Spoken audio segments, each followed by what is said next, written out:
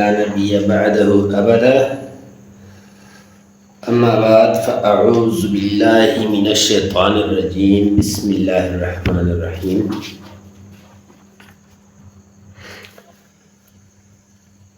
جس کا کلام کلام اللہ ہو، جس کی زبان لسان اللہ ہو، جس کی کتاب کتاب اللہ ہو، جس کی بیت بیت اللہ ہو، جس کا رنگ صبغت اللہ ہو، جس کا لشکر حزب اللہ ہو، جس کی صحابی رضوان اللہ ہو، اس ذات اقدس کی شان پہ قربان، اس ذات اقدس کی آن پہ قربان، درود و سلام سید کونین محمد مصطفیٰ احمد مجتبیٰ صلی اللہ علیہ وسلم کی ذات گرامی پہ۔ حضرات، ایک بہت اہم مسئلہ ہے اور وہ ہے نماز کے بارے میں۔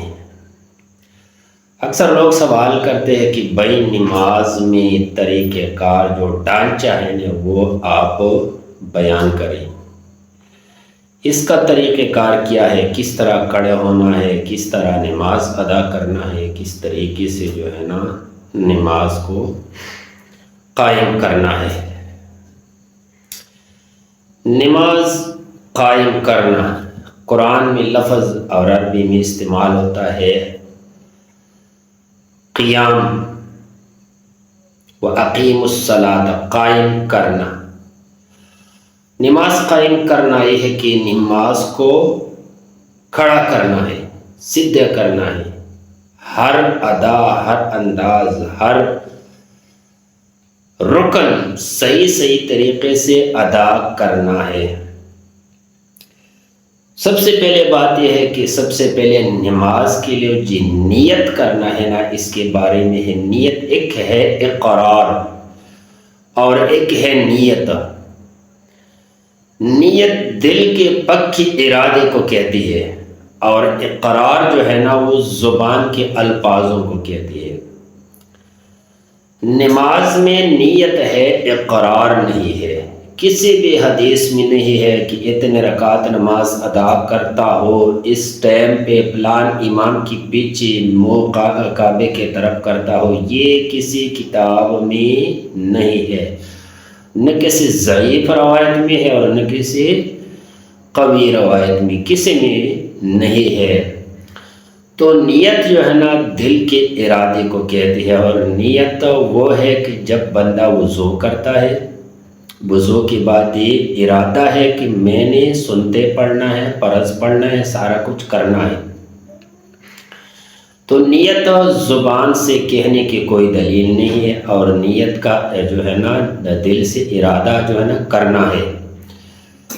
دوسری بات یہ ہے کہ نماز کے لیے بندہ کھڑا ہو جائے تو دونوں قدموں کو قبلے کی طرف انگلیوں کو برابر کرنا ہے۔ ایسا نہیں، کچھ لوگ میں نے دیکھا اس طرح کھڑے ہو جاتے ہیں، کچھ لوگ اس طرح کھڑے ہو جاتے ہیں، یہ نہیں ہے۔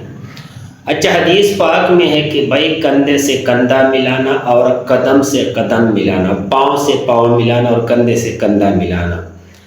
کچھ لوگ میں نے ایسے دیکھے بہت کھلے کھڑے ہو جاتے ہیں، جس طرح ہلکے سہاگے پہ کھڑا ہو جاتا ہے بندہ کی زمین کو ہموار کرنے کے لیے جو سہاگا استعمال ہوتا ہے نا۔ کچھ لوگ میں نے ایسے دیکھے جو بالکل نزدیک قدمیں رکھتے ہیں۔ تو یہ دونوں طریقے صحیح نہیں ہے۔ جب بندہ کندھے سے کندھا ملاتا ہے اور پاؤں سے پاؤں ملاتے ہیں تو سمجھے کہ اس بندے نے اپنے باڈی کے تناسب سے اپنے قدموں کو کھول دیا ہے، یعنی جتنے تیرے باڈی کی چوڑائی ہے اتنے تعداد میں اپنے قدموں کو رکھنا یہ صحیح ہے، اور بالکل قبلے کی طرف سیدھے کرنا انگلیوں کو، پاؤں کی انگلیوں کو، یہ طریقہ کار ہے۔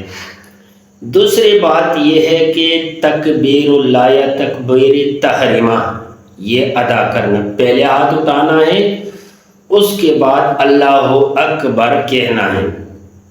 اچھا، تیسری بات یہ ہے کہ ہاتھ اٹھانا ایک روایت میں ہے، حدیث ہے ابو داؤد کا کہ ہاتھوں کو اٹھانا ہے چھاتی کے برابر، اور بخاری میں حدیث ہے کہ ہاتھوں کو اٹھانا ہے منکبے کے برابر، حد منکبے، اور کچھ روایت میں یہ بھی ہے کہ بھائی ترمذی میں ہے کہ بھائی کانوں کے برابر، یعنی یہ تینوں جائز ہے، اس میں لڑائی کی کوئی گنجائش نہیں ہے، یہ سنت ہے، چاہے چھاتی کے برابر ہاتھ اٹھائے، چاہے آپ اٹھائے منکبے کے برابر اٹھائے، کندھوں کے برابر، چاہے کان کے برابر اٹھائے، لیکن ہاتھوں کو قبلے کے طرف بالکل سیدھے کرنا ہے۔ کچھ لوگ اس طرح کرتے، کچھ لوگ اس طرح کرتے، یہ طریقہ کار نہیں ہے۔ سیدھے بالکل ہتھیلیاں قبلے کے طرف برابر ہو اور انگلیاں بالکل ایزی ہو، تو یہ طریقہ کار ہے، اللہ اکبر کہنا ہے۔ اچھا، حدیث میں ہے کہ بھائی ہاتھ رکھنا ہے فوق السرہ، علی صدر بھی رکھنا ہے، فوق السرہ بھی رکھنا ہے، یعنی ناپ سے اوپر رکھنا ہے، ناپ سے لے کر صدر تک، چھاتی تک بندہ ہاتھ رکھ سکتا ہے، اس میں کوئی اعتراض، کوئی غلطی نہیں ہے۔ تیسری بات یہ ہے کہ نماز میں جتنے بھی مسنون دعائیں ہیں آپ پڑھ سکتے ہیں، بہت لمبی لمبی دعائیں ہم نے مختصر یاد کی۔ چوتھی بات یہ ہے کہ نماز میں الحمد شریف جو ہے نا یہ پڑھنا ہے، الحمد کے بغیر کوئی نماز نہیں ہو سکتی۔ حضرت عبادہ بن صامت رضی اللہ عنہ سے روایت ہے کہ بھائی الحمد شریف جو نا یہ حدیث ہے، مشکات میں بھی موجود ہے، بخاری میں موجود ہے کہ بھائی الحمد کے بغیر نماز نہیں ہوتی۔ رسول اللہ صلی اللہ علیہ وسلم لا صلاۃ لمن لم یقرأ بفاتحۃ الکتاب۔ اور ایک روایت میں یہ بھی ہے کہ کسی نے سوال کیا رسول اللہ صلی اللہ علیہ وسلم سے کہ اگر امام کی پیچھے ہو تو پھر آپ صلی اللہ علیہ وسلم نے فرمایا فی نفسک، خفیہ طور پہ الحمد شریف پڑھنا ہے۔ لیکن ہمارے علماء پہ اللہ تعالیٰ رحم کرے، کس طرح الحمد پڑھتے ہیں، الحمدللہ رب العالمین الرحمن الرحیم مالک یوم الدین، اس طرح پڑھتے ہیں۔ رسول اللہ صلی اللہ علیہ وسلم کی قراءت اسی طریقے سے تھے کہ ایک ایک لفظ کو استعمال کرتے تھے، آپ پڑھتے تھے مثلا الحمدللہ رب العالمین، ادھر وقفہ، جب وقفہ ہو گیا تو پیچھے بندہ خاموشی سے دل میں یا خاموشی زبان سے جو ہے نا یہ الحمد شریف پڑھ سکتے ہیں۔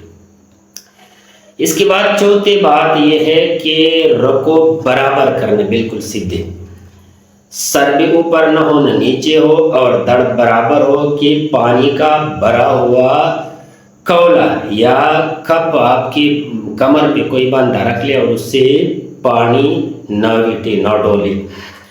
تو اسی طرح یہ کیا کرنا ہے نا، یہ رکوع کرنا ہے، یہ نماز کا طریقہ ہے، اور ایک ایک رکن آسانی کے ساتھ، آرام کے ساتھ، سکون کے ساتھ ادا کرنا ہے، تاکہ تمہیں اپنی نماز کا پتہ ہو کہ بھائی میں نے کیا پڑھا ہے، میں نے کیا پڑھنا ہے اور اس کا مقصد کیا ہے۔ تو پھر اس نماز پہ اللہ تعالیٰ اجر دیتا ہے، کیونکہ تیرے دل میں یہ بات ہو ذہن میں کہ میرے سامنے اللہ تبارک و تعالیٰ ہے اور اس سے میں ہم کلام ہوں، میں اللہ تعالیٰ سے باتیں کرتا ہوں، اللہ تعالیٰ مجھے دیکھ رہا ہے اور وہ میرے سامنے ہے۔